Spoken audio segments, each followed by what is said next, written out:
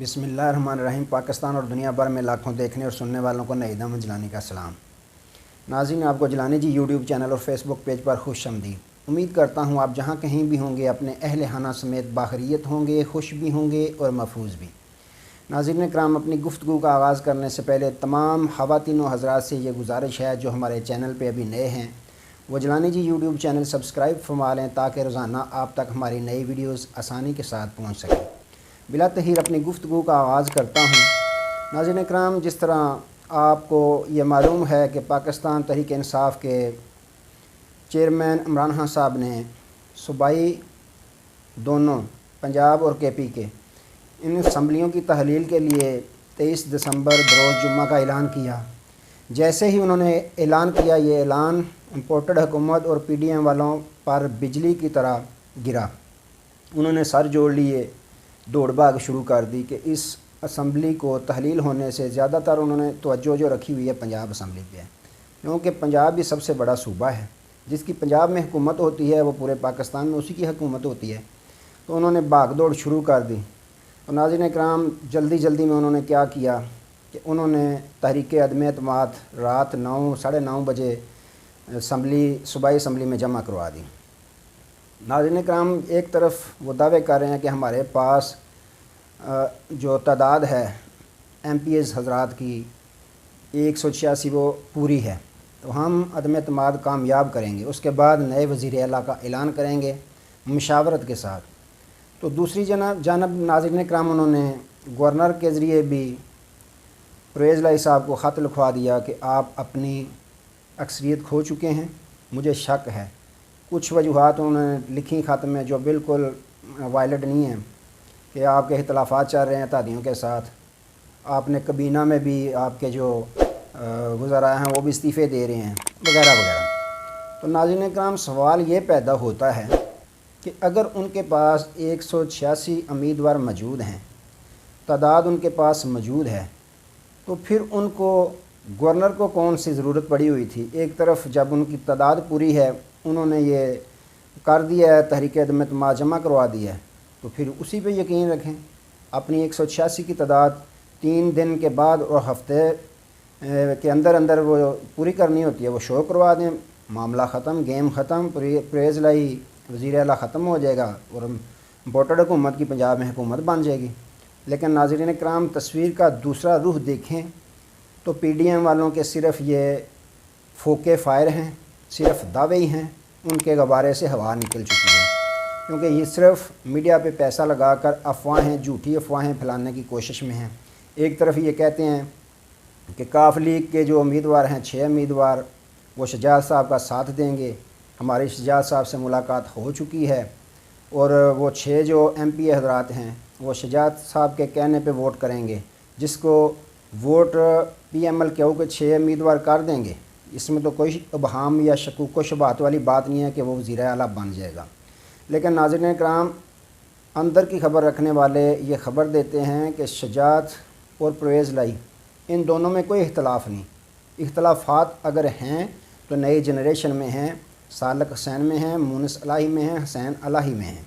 क्योंकि जो सालक हुसैन हैं वो चाहते हैं, उन्होंने कहा है कि जो ज़हूर लाई शहीद की सीट थी उस सीट पे आइंदा इलेक्शन मैं लड़ूंगा। जी हाँ नाज़रीन कराम, उन्होंने ये कहा है कि जो ज़हूर लाई की सीट थी गुजरात में, जिस पे मुनिस अलाही साहब MN मुंतखब हुए हैं, उस सीट पे इलेक्शन मैं लड़ूंगा। तो उनमें परवेज़ लाई और चौधरी शजात में कोई भी बिल्कुल इख्तलाफ नहीं है। इख्तलाफ अगर है तो नई जनरेशन में है। दूसरा, इस जगह पे इस मोड़ पे आके कौन है जो पागल है अपनी सियासत को, आइंदा आने वाली सियासत को दाव पे लगाए। क्योंकि परवेज़ लाई साहब ने अपने जो 10 MP हज़रात हैं उनसे ये वादा किया हुआ है कि हम आइंदा इलेक्शन में पाकिस्तान तहरीक इंसाफ के साथ अताद करके इलेक्शन लड़ेंगे और जिसका फ़ायदा हम सब को बहुत ज़्यादा इलेक्शन में मिलेगा। तो नाज़रीन कराम, जिस तरह पाकिस्तान तहरीक इंसाफ की पॉपुलैरिटी जा रही है, दुनिया पाकिस्तानी कौम किस तरह उसका साथ दे रही है पाकिस्तान तहरीक इंसाफ का, तो कौन पागल है जो आइंदा इलेक्शन में किसी और जमात का टिकट लेने का ख्वाहिशमंद हो। तो यहाँ भी उनका झूठ पकड़ा गया है। तो नाज़रीन कराम, इस वक्त उनकी मौजूदा सूरत हाल PDM वालों की ये है कि वो सपोर्ट के बदले नोट चलाने की कोशिश कर रहे हैं, लेकिन उनको नोट के बदले सपोर्ट नहीं मिल रही किसी जगह पे से भी।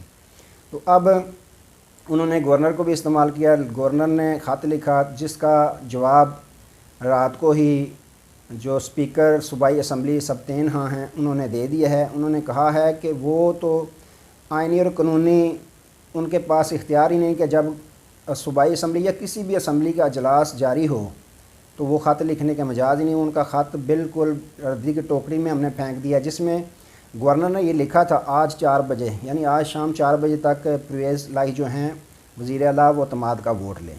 लेकिन उस ख़त को नाज़रीन कराम स्पीकर सूबाई असम्बली सबतैन खां ने रात को ही 15 मिनट का अजलास बुलाया और कोरंग पूरा नहीं था। उन्होंने इसमें ये मुलतवी किया अजलास जुम्मा के दिन तक, और मुलतवी करके साथ ही उन्होंने मीडिया वालों को बताया कि हम कोई भी उनके आइनी और कानूनी ख़त नहीं है, लिख ही नहीं सकते जब अजलास जारी हो। तो सूबाई असम्बली का हमने अजलास ख़त्म ही नहीं किया। अगर पहला अजलास ख़त्म हो तो फिर नया अजलास बुलाया जाता है। पहला हमारा अजलास मुलतवी हम कर रहे हैं, जुम्मा के दिन तक हमारा अजलास ख़त्म नहीं हुआ, लिहाजा हम रद्दी की टोकरी में फेंकते हैं गवर्नर साहब का ख़त। तो नाज़रीन कराम वो तो उन्होंने स्पीकर सूबाई असम्बली साहब ने रात को ही जवाब दे दिया था और अजलास जो है वो मुलतवी कर दिया है जुम्मा के दिन तक। तो अब क्या होगा? अब PTM वालों के पास एक रास्ता बचता है। वो क्या है? वो हाई कोर्ट का दरवाज़ा खटखटा सकते हैं। देखें खटखटाते हैं या नहीं खटखटाते। वो दरवाज़ा हाई कोर्ट का खटका सकते हैं, जिसके लिए कि वह गवर्नर ने ख़त लिखा था तो स्पीकर ने उस पर अमल दरामद नहीं किया। वो चला जाएगा मामला हाई कोर्ट में। लेकिन PTI ने इजलास बैठाया। नाज़रीन कराम इसमें ना एक बात मैं आपको वाज़ा करता चलूँ, जब भी कोई जंग जीतनी हो, किसी मैदान में फ़तह हासिल करनी हो तो छोटे मोटे ज़ख़म भी उठाने पड़ते हैं। तो इसी तनाज़र में साबिक़ वज़ीर-ए-आज़म इमरान खान साहब ने भी अपनी सियासत में कामयाबी के लिए छोटे मोटे ज़ख़म खाए हैं। पहले तो उन्होंने अपनी जिस्मानी तौर पे उन्होंने ज़ख़म खाए, गोलियां लगी, उनको ज़ख्मी हुए, लेकिन सियासी तौर पे भी उन्होंने कुछ ज़ख़म खाए हैं। वो कैसे खाए हैं मैं वो बताने की कोशिश करता हूँ। नाज़रीन कराम PMLQ पाकिस्तान मुस्लिम लीग काफ जिसके हेड चौधरी परवेज़ इलाही हैं, उनके साहबजादे हैं मुनस इलाही, उन्होंने बाकायदा इंटरव्यू में जो ARY का इंटरव्यू था उसमें उन्होंने कहा था कि हम मांग रहे हैं कि खान साहब हमें क्या देंगे। यानी हर बंदे की ख्वाहिश होती है ना। अब उन्होंने इलेक्शन में जाना, अगर अतादी होते हैं तो उनके पास पहले 10 सीटें थी, उनकी ख्वाहिश होगी 20 सीटें हों पंजाब में। अगर 2 सीटें थी मसाल है उनके पास कौमी, तो वो चाहेंगे कि 5 हो जाएँ। तो उन्होंने कहा था हम मांगेंगे, उन्हें बताएंगे कि हमें बताएंगे हमें क्या मिलेगा। तो नाज़रीन कराम उस पर साबिक़ वज़ीर-ए-आज़म इमरान खान साहब ने एक कमेटी बना दी जिसमें फवाद चौधरी साहब, परवेज़ हटक साहब, शाह महमूद कुरैशी साहब शामिल हैं। उनके बाकायदा पहला राउंड जो है कल हुआ है, बैठे हैं, सिटिंग हुई है उनकी मुनस इलाही, सैन इलाही, तो फवाद चौधरी, शाह महमूद कुरैशी, परवेज़ हटक साहब, पहला राउंड उनका मुकम्मल हो गया और उनमें बात तय हो चुकी है। खान साहब इस बात पे एग्री हो गए हैं कि हम आपको 20 सीटें देंगे पंजाब में और 5 सीटें देंगे कौमी असम्बली की। जिसके फ़ौरन बाद फवाद चौधरी साहब ने भी प्रेस कॉन्फ्रेंस में बताया कि PDM वालों के पास कोई भी जवाब नहीं बचा, अदम एतमाद उनकी नाकाम होगी। जब अदम एतमाद नाकाम होगी तो हम फ़ौरन असम्बलियाँ तहलील कर देंगे। नाज़रीन कराम आपको पता है 9 और 10 अप्रैल तक किस तरह स्पीकर कौमी assembly deputy speaker Qasim Suri ने किस तरह इनकी लकीरें निकलवाई थी, रगड़ा लगाया था उन्होंने। स्पीकर अगर पावरफुल हो तो इस तरह करता है। तो आखिर सुप्रीम कोर्ट के रात को अंधेरे में दरवाज़े खोलने पड़े, क्या क्या नहीं हुआ था। तो यही लम्हा अब स्पीकर के पास है पंजाब असम्बली के, ये भी इनकी लकीरें निकलवाएंगे। तो फवाद चौधरी साहब ने कहा कि हम जब जैसे ही इनका अदम एतमाद नाकाम होगा असम्बलियाँ हम दोबारा तहलील कर देंगे। जी हाँ नाज़रीन कराम, उन्होंने कहा कि असम्बलियाँ तहलील होनी हैं, ये आखिरी फ़ैसला है। तो दूसरी जानब मुनस इलाही साहब ने भी एक ट्वीट की जिसमें उन्होंने लिखा कि हमारा इत्तेहाद, दोबारा बार बार वो यही लिख रहे हैं, हमारा इत्तेहाद पहले से भी ज़्यादा मजबूत है और हम इत्तेहादी बनकर ये इलेक्शन लड़ेंगे। तो नाज़रीन कराम इससे ज़ख़म कैसे उठाने पड़े, यही कि सियासी तौर पे खान साहब ने कुछ सीटें उनके साथ एग्रीमेंट कर लिया कि हम आपको देंगे। अब कुछ लोग ये कह रहे हैं पाकिस्तान तहरीक-ए-इंसाफ वाले कि ये खान साहब ने बहुत गलत किया है, कि ऐसे नहीं करना चाहिए था। ये 10 सीटों के साथ खान साहब को ब्लैकमेल कर रहे हैं, बार बार जब भी मौका मिलता है ब्लैकमेल करते हैं। तो अगर 20 होगी तो फिर तो इन्होंने और ज़्यादा ब्लैकमेल करना है। तो नाज़रीन किराम, इसमें कोई अब ब्लैक मेलिंग वाली बात नहीं है। छोटे मोटे सियासत में ज़ख्म खाया खान साहब ने। पहले की आज कंडीशन, वो आइंदा आने वाले इलेक्शन के बाद कंडीशन बहुत मुख्तलिफ होगी। वो कैसे होगी कि खान साहब के पास इसमें तो अपनी अक्सरियत, सादा अक्सरियत भी नहीं थी, लेकिन आइंदा जो आने वाले इलेक्शन हैं उसमें उम्मीद है पूरी कि खान साहब को 2/3 अक्सरियत मिलेगी, कौमी असम्बलियों में भी और पंजाब असम्बलियों में। उन्हें 10-20 सीटों का कोई ख़तरा नहीं रहेगा और ना ही कोई ब्लैकमेल कर सकेगा। तो नाज़रीन इकराम, वैसे भी खान साहब ने भला वो सीटें थोड़ी दी हैं जहाँ से पीटीआई उम्मीदवार कामयाब हुए हैं, या पाकिस्तान तहरीक इंसाफ के उम्मीदवार जो हैं वो उन इलाकों में मजबूत कैंडिडेट हैं, उम्मीदवार हैं, उसमें तो खान साहब ने सीटें नहीं देनी। खान साहब ने अगर सीटें देनी हैं तो उन हलकों में देनी है जिधर जिधर पीपल्स पार्टी या PMLN नून लीग के उम्मीदवार मजबूत हैं, उधर सीट एडजस्टमेंट खान साहब ने करना है कि जिधर नून लीग के उम्मीदवार मजबूत हैं या पीपल्स पार्टी के उम्मीदवार मजबूत हैं, उस जगह पे खान साहब ने काफ लीग के साथ सीट एडजस्टमेंट करनी है ताकि काफ लीग के उम्मीदवार को पाकिस्तान तहरीक इंसाफ के भी वोट मिल जाएँ तो वो कामयाब हो जाए। तो उन जगहों पे, उन हलकों में साबिक़ वज़ीर-ए-आज़म इमरान खान साहब ने सीट एडजस्टमेंट नहीं करनी जिधर से पाकिस्तान तहरीक इंसाफ के MPA हज़रात पहले जीते हुए हैं या जीतने की पोजीशन में हैं, वो कैंडिडेट मजबूत हैं। उन हलकों में हरगज़ इमरान खान साहब ने काफ लीग के साथ एडजस्टमेंट नहीं करनी।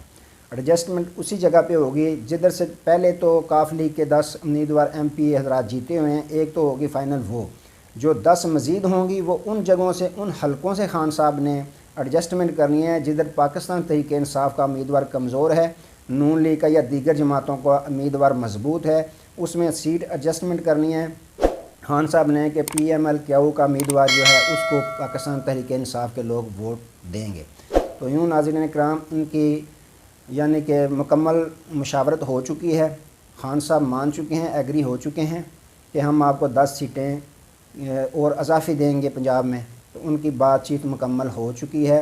यही वजह है कि अब मुनस लाई साहब ने ट्वीट कर दिया है और फवाद चौधरी साहब ने बाकायदा ये कह दिया है कि असम्बलियाँ तहलील होंगी।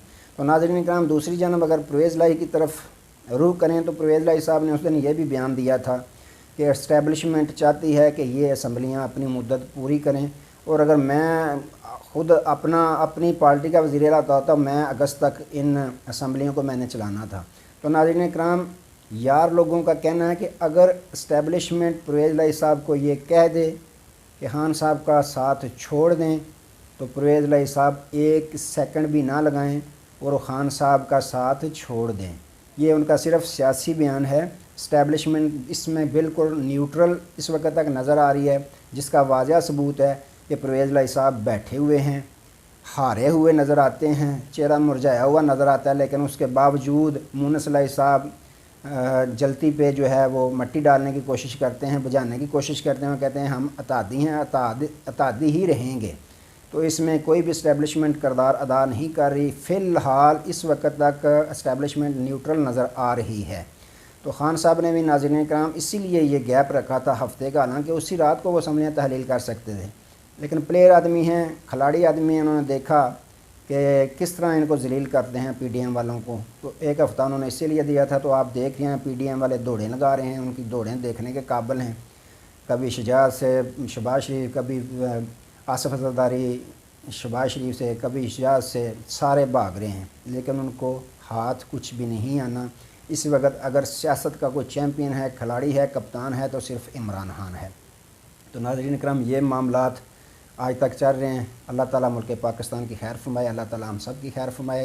दोबारा नए मौजू के साथ आपकी खिदमत में हाज़िर होंगे, तब तक के लिए इजाज़त दीजिए। अपना बहुत सारा ख्याल रखिएगा और अपनी नेक दुआओं में हमें भी याद रखिएगा। अल्लाह हाफ़िज़।